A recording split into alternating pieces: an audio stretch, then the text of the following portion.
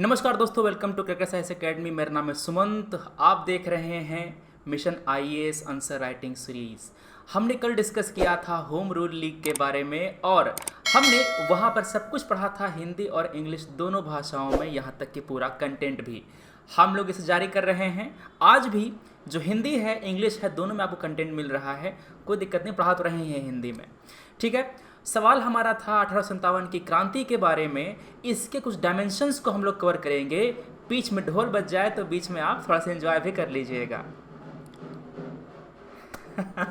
ठीक है, तो सवाल एकदम सीधा था कि जो क्रांति है, क्रांति के पीछे के जो कारक हैं उनको बताइए, और क्रांति के कमजोरी के पीछे जो कारक जिम्मेदार थे वो बताना है आपको कि आखिर क्या कारण है कि 1857 की क्रांति फेल हुई, क्या कारक जिम्मेदार थे। सिंपल सा इस सवाल का 2 पार्ट है। क्लियर है? 15 मार्क्स का सवाल था, 250 शब्दों में आपको इसे लिखना था। उम्मीद है आप सभी ने लिखा है आंसर। आपके आंसर मैंने देखे, काफ़ी बेहतरीन जवाब थे, मगर उसमें कुछ पॉइंट की कमी थी। बस अपना आंसर सामने रखिए, अपना आंसर सामने रखिए, और जो जो आपके पॉइंट मेरे आंसर में, मतलब कि मेरे पॉइंट आपके में नहीं हैं, उनको बस मार्जिन में लिख लिया कीजिए क्या कि कॉपी को आप दोनों तरफ से मोड़िए, यहाँ से मोड़िए और यहाँ से मोड़िए। बीच का जो एरिया है ना, आपको केवल यहाँ ही लिखना है। इस एरिया में और इस एरिया में कुछ नहीं लिखना है, एकदम ब्लैंक। यहाँ तक कि नंबरिंग भी नहीं लिखनी है। जय श्री राम लिखना है क्या सर? नहीं, कुछ भी नहीं लिखना है, तो उसमें एकदम सादा छोड़ना है। क्लियर बात है? साफ साफ लिखा होता है यूपीएससी की तरफ से। एक बात और, पढ़ाने का तरीका समझो।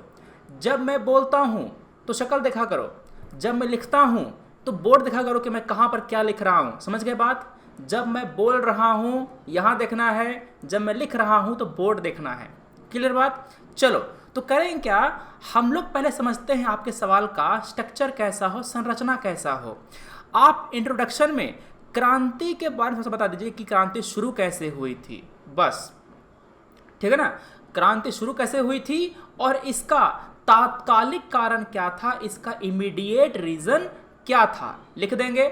अब इमीडिएट रीजन लिखने के बाद जो आपके मोटे मोटे राजनीतिक, प्रशासनिक, सामाजिक, आर्थिक, धार्मिक कारण थे, आपको उनको लिखना है। धार्मिक कारण भी लिखना है।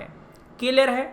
अब इसके बाद जो आंदोलन को कमजोर करने वाली चीजें थी, कड़ियां थी, आपको उसके बारे में लिखना है। चाहे वो कोई भी हो, हमारे पुराने अस्त्र शस्त्र हो, हमारा जो लैक ऑफ एकता है, एकता का अभाव हो, वो लिखना है। जो हमारा दिल्ली की तरफ मूव करने की टेंडेंसी थी उसको भी आपको लिखना है। तो सभी बातें लिखेंगे और हम बताएंगे कि हाँ कैसे ये आंदोलन कुचल दिया गया। कंक्लूजन में फिर इसका एक लाइन में इसका जो है ना इंपॉर्टेंस वो बता देंगे कि इसने ऐसे नेताओं के बारे में, झांसी की रानी, इसको उन्होंने पैदा किया जिनका हम जिक्र आज भी करते हैं, जिनसे हम मोटिवेशन हम आज भी लेते हैं। समझ गए बात? क्लियर है एकदम? चलो अपने आंसर को शुरू करते हैं। बैकग्राउंड में आपको जो मज़ा है, एंटरटेनमेंट है, मिलता रहेगा। बस अपने आप कंट्रोल कीजिएगा, ज़्यादा उत्साहित नहीं होना है। ठीक है? तो क्या हुआ था, 57 की क्रांति हुई थी जब कंपनी के जो सिपोही हैं उन्होंने रिबेलियन कर दिया था, जब उन्होंने विद्रोह शुरू कर दिया था। तत्कालिक कारण था इनफील्ड राइफल। ये नई राइफल थी जिसको शामिल किया गया था सेना में, मगर ये कहा जाता है कि इस सेना का जो कारतूस है उस पर कवर हुआ करता था। जो कारतूस जो होता है ना, कारतूस बस एक खोल होता है, कवर होता है, उसमें मसाले भरे होते हैं, उसमें गोली भरी होती है, उसके ऊपर से लेयर चढ़ाया होता है। ठीक है ना? तो जो लेयर है, कहते थे कि वो गौ मांस का या फिर जो सुअर की चर्बी है उससे बना हुआ है। तो गौ मांस से दिक्कत हुई हिंदू को, सुअर चर्बी से दिक्कत हुई मुस्लिम को। तो दोनों के दोनों धर्म के लोग जो सिपोही थे वो काफ़ी गुस्से में थे कि हमारा धर्म को नाश करने की ये कोशिश करी जा रही है अंग्रेज़ों के द्वारा। और वैसे भी शक तो पहले से था। जो ब्रिटिश लोग हैं, 1833 का जो कानून है उसके अंतर्गत मिशनरियों को खुली छूट दे दी गई कि आप जाइए भारत में धर्म का प्रचार प्रसार कीजिए। क्लियर है? तो यहां पर जो 1854 याद है आपको, 1854 में क्या आया था? वुड्स डिस्पैच आया था। इसके पहले क्या आया था? जो शिक्षा है अंग्रेजी वाली, उसको डाली गई थी हमारे यहाँ। शिक्षा डाली गई अंग्रेजी की, ताकि हमारे यहाँ के लोग हैं वो ब्रिटिश जो आपका टेस्ट है उसको एक्वायर कर ले, ब्रिटिश सामान को ज़्यादा बढ़िया से अप्रिशिएट करे, उसका प्रशंसा करे, है ना। जन्म से भारतीय मगर कर्म से ब्रिटिश, ऐसा बन जाए, टेस्ट में ब्रिटिश। तो शक तो उनको पहले से था कि हमारे धर्म पर खतरा है, ये हमको कन्वर्ट कराना चाहते हैं, है ना। तो ये जो चीज़ें हुई, इनफील्ड राइफल, कारतूस, ये सब का जो है ना, इसने बस एक चिंगारी का काम किया और उस चिंगारी ने मसाले में आग लगा दिया और पूरा विद्रोह धधक करके उठ खड़ा हुआ। क्लियर है? तो ये हुआ आपका तात्कालिक कारण। अब मेन कारण क्या था? ये जो मसाला जमा हो रहा था, ये जो गुस्सा जमा हो रहा था ना, वो काफ़ी साल से जमा हो रहा था। इसके पीछे सबसे जो महत्वपूर्ण कारक जिम्मेदार था वो था आर्थिक कारण। आर्थिक कारण में हमको पढ़ना है 3 चीज़ें। सबसे पहला क्या? किसान। सबसे पहला पढ़ना है किसान। दूसरा पढ़ना है हमारे जो आर्टिसंस हैं। कौन है सर? हमारे जो हस्तशिल्प कारीगर हैं, कारीगर हैं। तीसरा में पढ़ना है जमींदार के बारे में। अब चुपचाप ध्यान से सुनो। किसान को क्या समस्या हुई? किसान को समस्या ये हुई कि उनसे जो भू राजस्व है काफ़ी ज़्यादा मांगा जाता था। जो लैंड रेवेन्यू का जो परसेंटेज है ना, काफ़ी ज़्यादा था और उसको काफ़ी कड़ाई से वसूल करते। ध्यान सुनना, लैंड रेवेन्यू मुगल काल में भी ज़्यादा था, मगर वहाँ पर इतनी कड़ाई नहीं थी। वहाँ टैक्स इकट्ठा करना समझदार थे। अगर फसल अच्छी नहीं हुई तो माफ़ी दी जाती थी। इनके यहाँ नहीं, अगर घास भी पैदा हुई तो घास को बेचकर टैक्स पे करना है। समझ के बाद? तो जो आपका भू राजस्व है, जो लैंड रेवेन्यू टैक्स है, काफ़ी ज़्यादा था और काफ़ी कड़ाई से वसूलते थे। किसान को समस्या थी पहला टैक्स से। दूसरा समस्या था कि आपने खेती किसानी में बिना कोई इंप्रूवमेंट लाए आपने कैसे टैक्स बढ़ा दिया सर? आपने स्थायी बंदोबस्त लाया। आपने स्थायी बंदोबस्त लाया।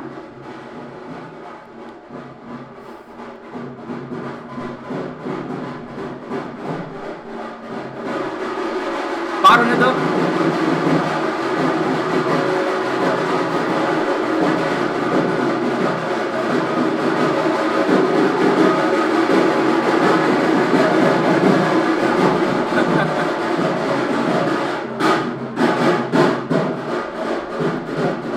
ठीक है।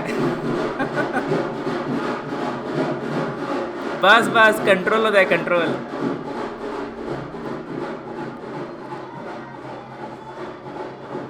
चलो, महिलाएं गीत गा रही हैं पीछे पीछे, ठीक है ना। तो जो एग्रीकल्चर है, एग्रीकल्चर में बिना कोई निवेश किए आपने टैक्स बढ़ा दिया। जब उत्पादकता ही नहीं बढ़ी, उत्पादन ही नहीं बढ़ा, तो हम टैक्स पे कैसे करें सर? दूसरा,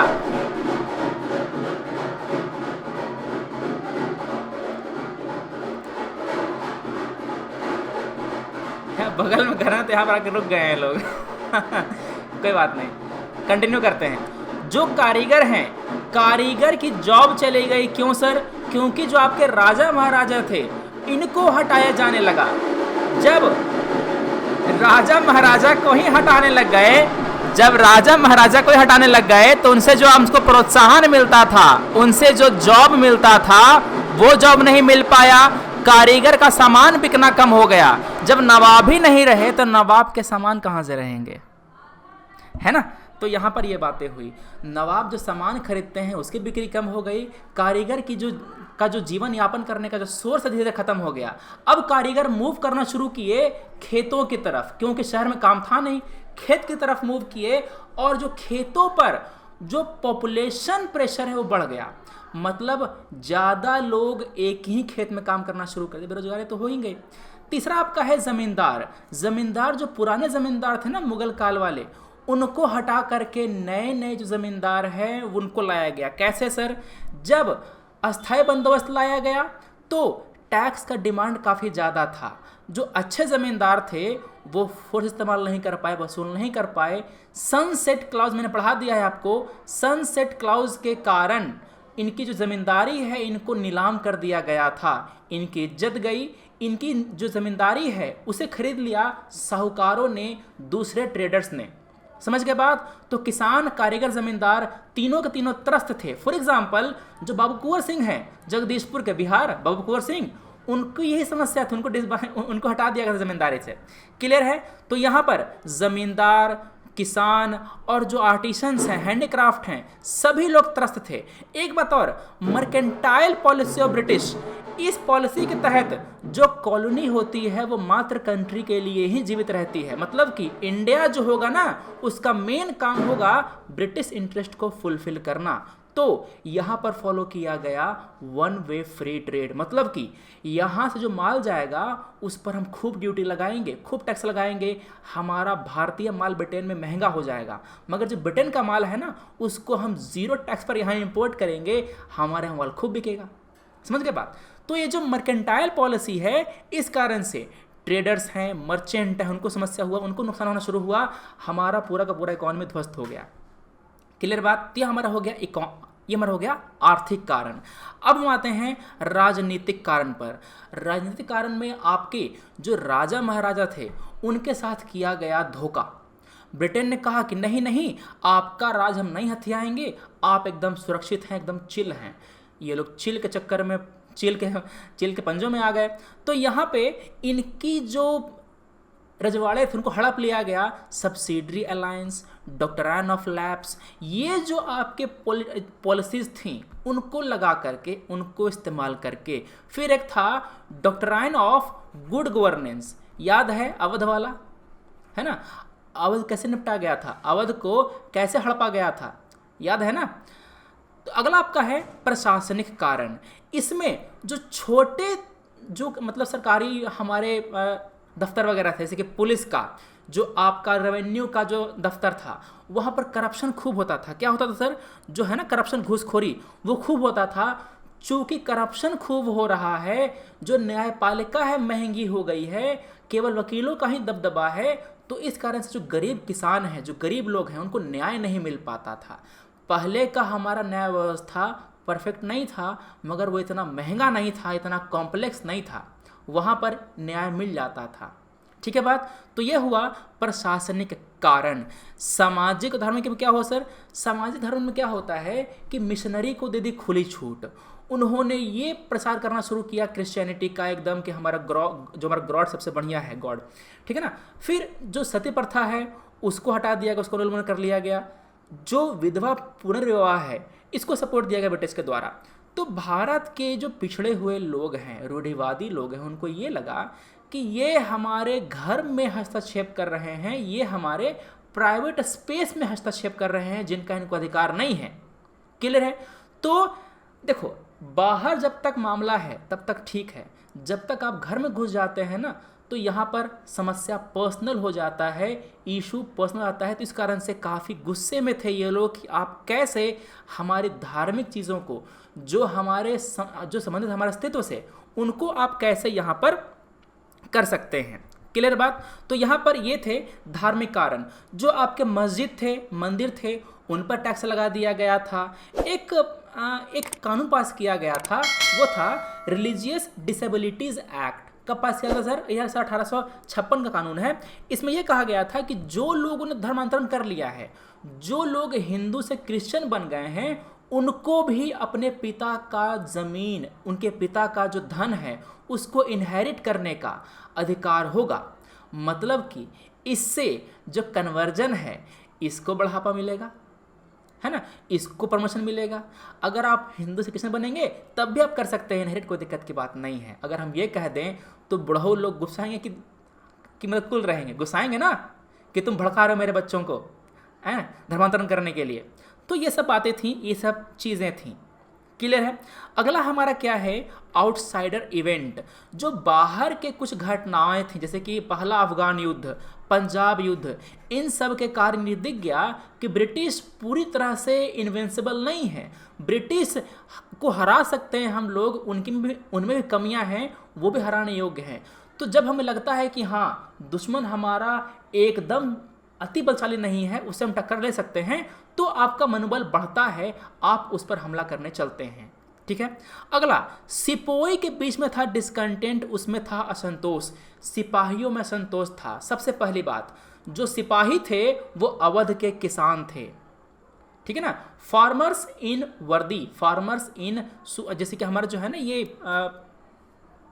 क्या बोलते हैं इसको, जो अवध के किसान थे वो लोग फसल काट करके वो लोग सर्विस देते थे सेना में, रेगुलर इनकम था, ठीक है ना, इनकम होता था रेगुलर, सैलरी मिलती थी समय पर, तो उनको मिलता था अच्छा से रेपुटेशन उनके मोहल्ले में, गांव में कि हाँ आप सेवा में हैं, आप सेना में हैं। तो यहाँ पर एक बात हुआ कि जब अवध के नवाब को हटाया गया जिस तरीके से, तो अवध के जो सिपाही थे उनमें काफ़ी असंतोष की भावना थी। दूसरा, सामान्य सेवा प्रतिष्ठान अधिनियम, क्या था सर, ये आपका था जनरल सर्विस क्या बोलते हैं इसको, enlistment act, general service enlistment act. इस कानून के तहत जो भी लोग बंगाल की आर्मी में शामिल होंगे उनको बाहर काम करने के लिए अपना सहमति देना होगा। क्या करना होगा, उनको एक देना होगा अंडरटेकिंग कि अगर आपको बाहर भेजा जाए तो आप बाहर जाकर काम करेंगे, इसमें कोई दिक्कत नहीं होनी चाहिए आपको, ठीक है। एक बात तो आपका ये हो गया, पहला क्या हो गया, अवध के जो नवाब थे इनको हटाना, पहला कारण ये हो गया। दूसरा हो गया जनरल सर्विस इनलिस्टमेंट एक्ट। तीसरा हो गया आपका कि अगर आप सिंध और पंजाब में सर्विस देंगे, अगर आप सिंध और पंजाब में सर्विस देंगे तो आपको फॉरेन सर्विस जो है ना वो भत्ता, मतलब कि विदेश में काम करने का भत्ता नहीं मिलेगा। देखो, ब्रिटेन के लिए हमारा पूरा एरिया भारत था, मगर हमारे लिए पूरा एरिया भारत नहीं था। भारत का हमारे पास वो कॉन्सेप्ट ही नहीं था। हम लोग अवध के नागरिक थे, सिंध के नागरिक थे, पंजाब के नागरिक थे, हम लोग भारत के नागरिक नहीं थे।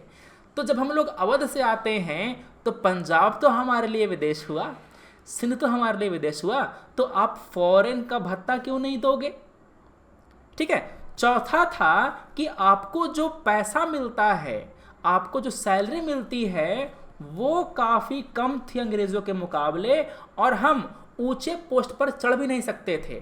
पांचवा समस्या ये था कि डिस्क्रिमिनेशन होता था, भेदभाव होता था, और वो हमको नीच की दृष्टि से देखते थे, भारतीय हैं, काले हैं। एक जो सुप्रीमेसी का जो यहाँ उनमें एक जो था ना एटीट्यूड, वो उनमें पहले से भरा हुआ था। उनको दाढ़ी उगाने से, उनको पगड़ी पहनने से मना किया गया था, ये सब समस्या थी। तो भरे हुए थे ही, बस उसमें एक चिंगारी चाहिए थी। वो चिंगारी दे दी किसने, वो चिंगारी दे दी इनफील्ड राइफल ने, जैसे ही दी धाएं काम तमाम, ठीक है। तो यहाँ पर ये बातें हैं। ये जो विद्रोह था वो उत्तर भारत में, मध्य भारत में काफ़ी तेज़ी से फैला, मगर ये साउथ इंडिया, वेस्ट इंडिया और आपका जो जैसे कि बाकी जो नॉर्थ ईस्ट के इलाके, वहाँ पर नहीं उतना फैल पाया। 1967 तक ब्रिटिश गवर्नमेंट ने इसको क्रूरता से दबा दिया। और दबा दिया तो क्या कारण था, क्या क्या कमज़ोरियाँ थीं, हमको अब वो पढ़ना है। उम्मीद है आपको मज़ा आ रहा होगा। वीडियो आपको एकदम अंतिम तक देखना है, लास्ट तक देखना है, छोड़ कर नहीं जाना है, बहुत कुछ आप सीख करके जाएंगे। क्लियर है? चलिए, तो पहला आपका समस्या था टेरिटोरियल एक्सटिंक्ट, जो क्षेत्रीय सीमा थी काफ़ी कम थी। जो आपका बंगाल था, अवध था, जो मध्य भारत था और जो उत्तरी भारत था, केवल यहीं तक लिमिटेड था। क्लियर है? दक्षिणी भारत के लोगों ने यहाँ पर नहीं किया पार्टिसिपेट, पूर्वी भारत और पश्चिमी भारत, इनके लोगों ने पार्टिसिपेट नहीं किया। क्यों नहीं किया सर? क्योंकि क्रांति के ठीक पहले यहाँ पर कुछ आंदोलन हुए थे जिनको बहुत क्रूरता से दबा दिया गया था। क्लियर बात है? ट्राइबल मूवमेंट, पेजेंट मूवमेंट, ये सब हुए थे इन एरिया में जिनको काफ़ी क्रूरता से दबा दिया गया था। तो इसी कारण से उनका उतना मनोबल नहीं था कि हम ब्रिटिश से दोबारा लड़ें। दूसरा है लिमिटेड पार्टिसिपेशन। पहली बात तो ये कि उनमें अवेकनिंग की कमी थी, उनमें जागरूकता की कमी थी, जागरूक ही नहीं थे। हमारी गरीबी के लिए ब्रिटिश जिम्मेदार, उनको पता ही नहीं था। जब नरम दल वाले आए, जब उन्होंने कहा कि ड्रेन ऑफ वेल्थ हो रहा है, सोने की चिड़िया का जो सोना है वो बाहर भेजा जा रहा है, जब ये बताया तभी ना आँख खुला कि हाँ, हमारा जो धन संपत्ति उसको बाहर भेज रहे हैं ये लोग, हमारी गरीबी के लिए ब्रिटिश ही जिम्मेदार हैं। ठीक है? तो हम में जागरूकता का अभाव था। दूसरी बात, जो बड़े ज़मींदार थे और जो भारतीय रूलर थे, भारतीय शासक थे, उन्होंने विद्रोह में पार्टिसिपेट करने से मना कर दिया। उनको लगा, देखो ज़मींदार का तो अपना इंटरेस्ट था, ज़मींदार बने हुए ही इसलिए हैं क्योंकि यहाँ पर ब्रिटिश हैं, अगर ब्रिटिश नहीं होंगे तो ज़मींदार होगा क्या। हमने जब अपना स्थायी बंदोबस्त पढ़ा था, हमने आपके लिए स्थायी बंदोबस्त पर वीडियो बना दिया है, आप चैनल पर जाइएगा, सर्च करना परमानेंट सेटलमेंट, आपको वीडियो मिल जाएगा। अगर आप देख रहे हैं चैनल को पहली बार, सब्सक्राइब कर लीजिए, आपको खजाना मिला है आज, ठीक है। तो यहाँ पर जो ज़मींदार है उनका क्या था, उनका हित बंधा हुआ था अंग्रेजों से, तो जिसका जिससे हित बंधा हुआ रहेगा उसको बचाएगा ना, है ना। शासक सोचते थे कि अगर हम ब्रिटिश को सपोर्ट कर देंगे तो हम पर कब्जा नहीं करेगा, वो इसी में मतलब मशगूल था। दूसरा, ज़मींदार कहते थे कि अगर ब्रिटिश है तभी हम हैं, तो इसीलिए हमको बचाना है इनको। अरे हैदराबाद के निज़ाम ने तो अंग्रेजों की मदद करी थी, जो मनी लेंडर हैं, बड़े मर्चेंट हैं, उन्होंने भी ब्रिटिश की सपोर्ट करा था धन से और बाकी साधनों से। क्लियर है बात। तो यहाँ पर ये बातें हैं। एक बात और, चूंकि यहाँ पर पूरा आंदोलन हिंसक था, चूंकि पूरा आंदोलन यहाँ पर हिंसक था, इसी कारण से ये एक बड़ा जन आंदोलन नहीं बन पाया। जो सिपाही थे वो थे, जो बहादुर नागरिक थे, नौजवान थे, केवल यही थे। जब गांधी आया तो गांधी ने अहिंसा की बात करी, तो सभी के सभी लोग, बूढ़े, बच्चे, महिलाएं, सभी लोग शामिल हुए, क्योंकि यह आंदोलन अहिंसक था। क्लियर बात। दूसरा, हथियार हमारे यहाँ काफ़ी पुराने थे, तलवार और भाले से लड़ते थे, अंग्रेज गोली बंदूक लेकर के आए थे, बड़े बड़े आधुनिक राइफल और आपके मशीन गन तक लेकर के आए थे, है ना। तो हमारे पास आम हथियार का कमी था, हमारे पास संचार के साधन नहीं थे, ब्रिटेन के पास संचार के साधन थे। टेलीग्राफ को डाल दिया गया था पहले ही, पोस्ट था, सब कुछ था, तो उनको पता होता था कि हाँ कहाँ पर आंदोलन होने वाला है। उनके पास मुखबिर थे, खबरी हुआ करते थे उनके पास, जो उनको सब जानकारी दिया करते थे। हमारे पास नहीं था इतना साधन, तो हम उनके हिसाब मुकाबले काफ़ी कमज़ोर थे। हमारे पास सबसे बढ़िया लीडरशिप का अभाव था, नेतृत्व हमारा नहीं था उतना बढ़िया। बहादुर शाह जफर, मुगल सम्राट को हमने कहा था भारत का बादशाह, मगर वो खुद रोते रोते लीडरशिप करने के लिए तैयार हुआ था। पहले तो बोला कि यार हम बूढ़े हैं, हमको काहे खड़ा कर रहे हो, हमसे ना हो पाएगा। लोगों को मान लेना चाहिए, हाँ बेटा तुमसे नहीं हो पाएगा, मगर हमारे पास कोई ऑप्शन भी नहीं था।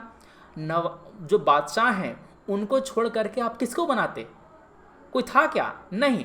तो बहादुर शाह जफर जो थे वो इस आंदोलन की सबसे कमज़ोर कड़ी माने जाते हैं, क्योंकि अगर उन्होंने थोड़ा सा बढ़िया नेतृत्व किया होता तो अंग्रेज 57 में ही ख़त्म हो गए होते। सोचो अगले 2 साल क्या होता, तरक्की होती, है ना। आपका जो इंडस्ट्रियल रेवोल्यूशन होता 57 के बाद शुरू हो गया होता, है ना। आज भारत भी विकसित देशों में होता, समझ रहे बात। तो एक गलती से, है ना, आप कोई चीज़ करने से कतराते हैं, ठीक है ना। तो अगर आप सोचें कि यार अगर मैं ये चीज़ थोड़ा सा हिम्मत करके कर दूं तो मेरा जीवन कितना सुखी हो जाएगा, है ना। अगर मैं हिम्मत करके रोज़ का टारगेट पूरा कर दूं डेली 1 साल तक, एकदम हो जाएगा। सोचो यार तुम क्या बन जाओगे, तुम जिले के मालिक रहोगे, समझ रहे बात। तुमसे ऊपर जिले में कोई नहीं होगा। प्रधानमंत्री को रैली करनी होगा ना तुम्हारे जिले में, तुमसे परमिशन मांगेगा कि डीएम साहब पहले देंगे परमिशन, तभी हमारी रैली हो पाएगी, समझ रहे हो। तो ये होता है पावर। क्लियर है। तो थोड़ा सा सोचिए कि क्या आप कुछ समय तक मेहनत कीजिए, आप ही का जीवन सफल होगा, आप ही का जीवन अच्छा होगा। क्लियर बात है। तो यहाँ पर जो नेतृत्व है ये दिया गया बढ़िया, अगर दिया जाता तो काफ़ी अच्छी बात होती। जो नेता थे वो अपने पर्सनल मुद्दों के लिए लड़ रहे थे। कुंवर सिंह क्यों लड़े, क्योंकि उनकी जिम्मेदारी छीन ली गई थी। तात्या टोपे, लक्ष्मीबाई, ये सब अपने पर्सनल मुद्दों के लिए लड़ रहे थे। लक्ष्मीबाई तो लड़ने वाली भी नहीं थी, उनको कन्विंस किया गया तब लड़ी थी, ठीक है ना। तो जब आप इतिहास पढ़ेंगे, अच्छे से पढ़ेंगे ना, तो आपको बातें पता चलेगा। हमारे जो बचपन की किताबें हैं ना, क्लास 6, 7, 8 वाली, उसमें हिस्ट्री को थोड़ा सा मोटा करके दिखाया जाता है। उसमें हमें सब कुछ हल्का सा देश प्रेम उसमें डुबा के दिखाया जाता है। जब आप वास्तविक इतिहास पढ़ेंगे तो आपको लगेगा कि नहीं, इतिहास जो था वो थोड़ा सा चेंज करके हमें बताया गया था, है ना।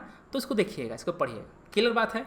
हमारे पास कॉलोनियल रूल को, ब्रिटिश गवर्नमेंट को हटा करके हम लाएंगे क्या, ब्रिटिश को हटा करके हम लाएंगे क्या, हमारे पास इसका प्लान नहीं था, समझ गए।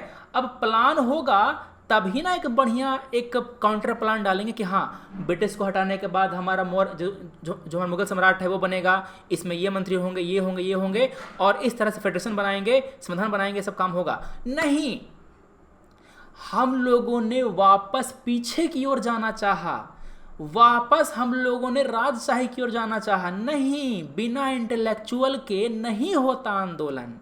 यहाँ पर जो आंदोलन था उसमें इंटेलेक्चुअल थे ही नहीं, जो बुद्धिजीवी वर्ग थे उन्होंने ये कहा कि ये जो ब्रिटिश हैं वो हमारे देश को आगे ले जाएंगे, शिक्षा बढ़ाएंगे, समाज में रिफॉर्म करेंगे।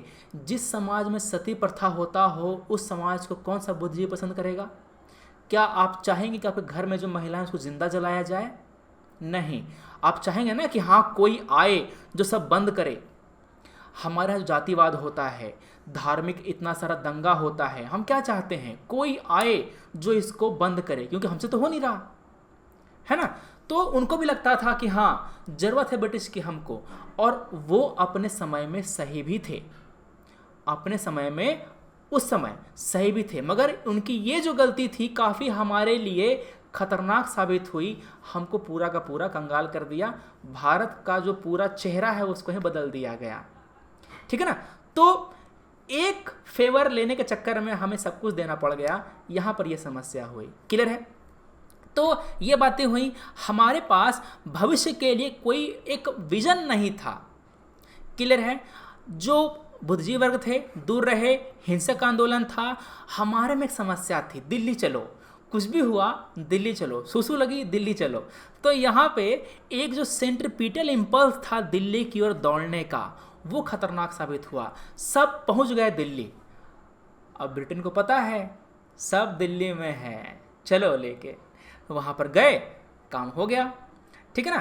तो विद्रोह को दबाना काफ़ी आसान हो गया, क्लियर है। तो ये आपका हो गया इंट्रो, ये आपका हो गया बॉडी। अब क्या लिखेंगे कंक्लूजन में? कंक्लूजन में लिखेंगे कि विद्रोह तो हमारा सफल हो गया, मगर इसका प्रभाव पड़ा कि जो हमारा राष्ट्रीय आंदोलन था इसको उसने जन्म दे दिया। झांसी की रानी की जो बहादुरी है उसके चर्चे पूरे देश में फैले, और हमारा जो बल है ये हमको महसूस हुआ, हम ब्रिटिश सत्ता को हिला सकते हैं, ये हमको महसूस हुआ। तो ये था 1857 की क्रांति के कारण और उसकी कमजोरियाँ। कुछ डायमेंशंस और हैं क्रांति के। फॉर एग्जांपल, क्या क्रांति प्लान्ड था? क्या क्रांति प्लान्ड था कि अनप्लान्ड था? ये सब बातें हम लोग को डिस्कस करना है। हम लोग सवाल देंगे और उन क्वेश्चन के जरिए ही डिस्कस करेंगे, चिंता की बात नहीं है, क्लियर है। बहुत अच्छे। अब देते हैं हम आपको कल का सवाल 15 जून का सवाल हम देते हैं आपको। ध्यान से सवाल को पढ़िएगा। सवाल आपका मॉडर्न इंडिया से ही है, आधुनिक भारत से ही है। पूछ रहा है कि जो तरीके अपनाए गए थे वेलेस्ली के द्वारा, उसने ब्रिटिश शक्ति के प्रचार प्रसार में क्या क्या हेल्प किया। वो पहला तो आप बताओगे कि ससुर वेलेस्ली कौन था, ठीक है, इंटर में भी बता देना। दूसरा बताना कि इसने कौन कौन से तरीके अपनाए थे, क्या तरीके अपनाए थे, और इनके तरीकों का जो प्रभाव था वो क्या क्या था। बस यही तो आपको 3 पॉइंट लिखना है। उम्मीद है आप लिख देंगे। आप इसका आंसर लिख के सबमिट कीजिए। हम लोग मिलेंगे अपने अगले वीडियो में। कब मिलेंगे सर? 5 बजे सुबह मुलाकात होगी आपसे। उम्मीद है कि आपने लाइक कर दिया होगा, सब्सक्राइब कर लिया होगा और इसको आप प्रमोट करेंगे। देखो, तुमने कहा था कि हिंदी में लाइए सर, आपको मिला हिंदी में। अब आपको जिम्मेदारी बनता है। जिम्मेदारी क्या है आपका? पता है आपको। क्लियर है बात? ठीक है। 2 लोग को जोड़िए, ज़्यादा नहीं, बस हर व्यक्ति 2 लोग को जोड़ेगा। और ये नहीं कि वो जोड़ लेगा, सब अपना अपना संभालेंगे, ठीक है। चलो बढ़िया, हम लोग मिलते हैं अपने अगले वीडियो में।